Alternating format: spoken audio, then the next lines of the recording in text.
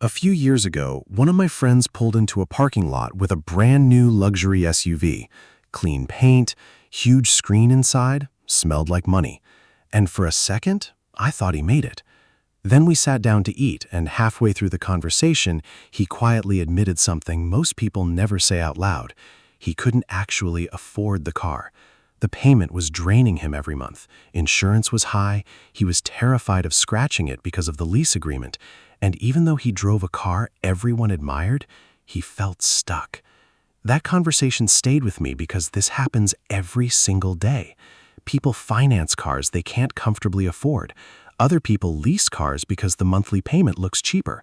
And most never stop to ask the real question: what option actually makes sense for my life and my money? Because this isn't just about cars. It's about cash flow. It's about flexibility. It's about stress. And honestly, it's about how much of your income you want disappearing into the driveway every month. So in this video, I want to break this down in plain English. No dealership tricks, no confusing finance jargon, just real-world thinking so you can decide whether financing or leasing is actually the smarter move for you. Let's get into it. The first thing you need to understand is this: a car is one of the fastest depreciating things most people buy.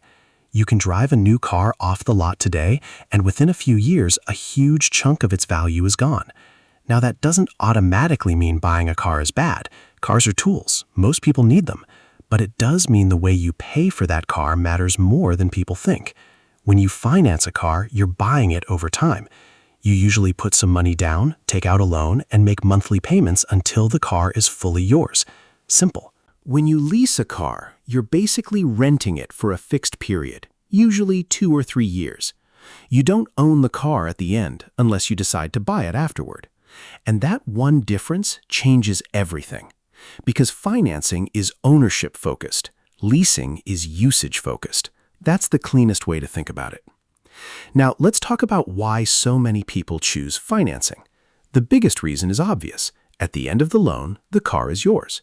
No more monthly payments. That matters, especially if you're someone who likes driving a car for a long time. Let's say you finance a car for 5 years, but you keep it for 10. Those last 5 years without payments can dramatically improve your finances. That's where financing starts making a lot more sense. You're stretching the value of the car over a longer period of time. And honestly, this is how a lot of financially stable people approach vehicles. They buy reliable cars, maintain them, and keep driving them long after the payments end. Not because they can't afford something newer, but because they understand the freedom that comes from lower monthly obligations. Now compare that to leasing. With leasing, the monthly payment is usually lower. That's what attracts people. You walk into a dealership, and suddenly a car that seemed expensive now looks affordable. But there's a catch. You're paying for the car's depreciation during the lease term, not building ownership. So when the lease ends, the payments usually don't stop. You either lease another car, or buy the leased car, or start over with something else. That cycle can continue for years.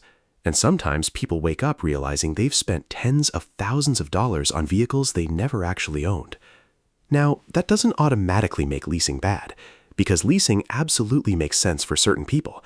But you need to know why you're doing it, not just because the monthly payment looks attractive. That's where people get trapped. A lower monthly payment can fool you into buying more car than you should, and dealerships know this.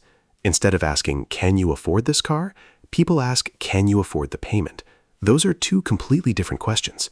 A $750 monthly payment can feel manageable in isolation, but then you add insurance, fuel, maintenance, registration, parking, unexpected repairs, and suddenly your transportation costs are eating a massive portion of your income every month. That's why I always tell people, don't shop based on payment, shop based on total financial impact, because the payment is only part of the story. Now, let's talk about something most people ignore when deciding between financing and leasing: your lifestyle. This matters more than numbers sometimes. For example, if you drive a lot, leasing can become a problem fast. Most leases come with mileage limits. Go over those limits and you'll pay extra fees at the end, and those fees can add up quickly. So if you commute long distances, take road trips often, or use your car heavily for work, financing usually makes more sense. Because when you own the car, mileage matters less emotionally and financially. But let's flip it. If you love driving newer cars every few years, you value always having updated technology, you hate dealing with long-term maintenance, leasing may actually fit your lifestyle better. Some people genuinely prioritize convenience and predictability, and there's nothing wrong with that. The problem only starts when someone chooses a lease thinking it's a financial shortcut to a lifestyle they really can't afford. That's the distinction. Now, here's another thing nobody talks about enough: the emotional side of car ownership. A lot of people finance or lease cars emotionally first, then justify the decision logically afterward. I've done it before. Maybe you have too. You sit in the car, the interior feels incredible, the screen lights up, the salesperson starts talking about only a certain amount per month, and suddenly the decision feels emotional instead of mathematical. But 5 months later, the excitement fades. The payment doesn't. That's why I think one of the smartest financial habits you can develop is separating identity from your vehicle. Because once you stop trying to impress people with your car, your financial decisions become much clearer. You realize something important. A car payment competes with every other financial goal you have: your investments, your emergency fund, your travel plans, your future home, your peace of mind.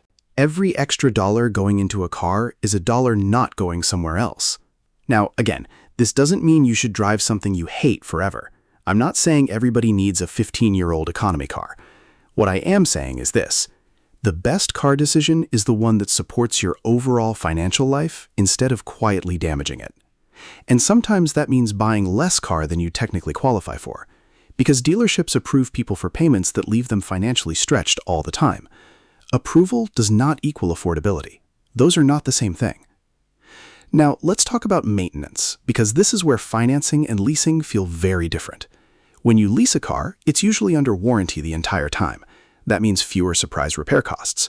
For a lot of people, that peace of mind feels worth it. You make the payment, drive the car, return it before major issues happen. Simple. But with financing, especially if you keep the car long-term, repairs eventually become part of the equation.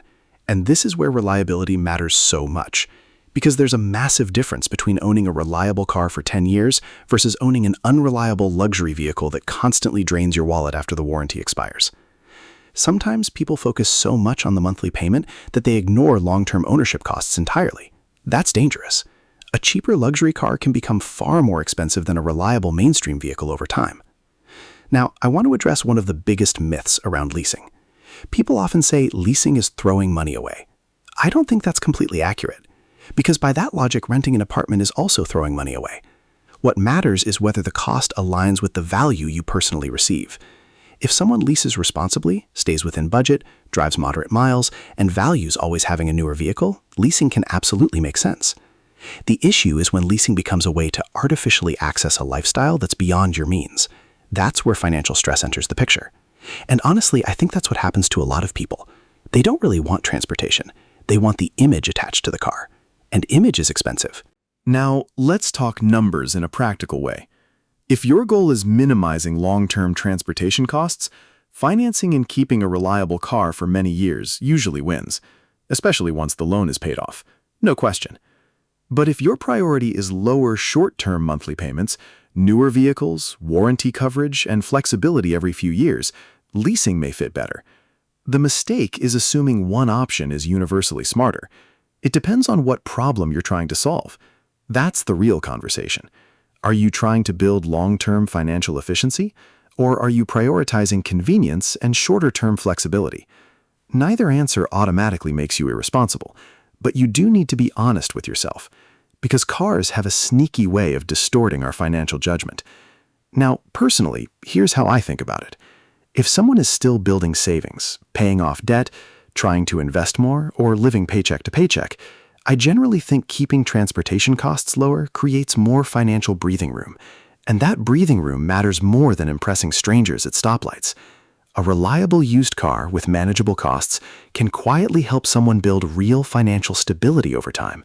That's not exciting, but financially, it's powerful.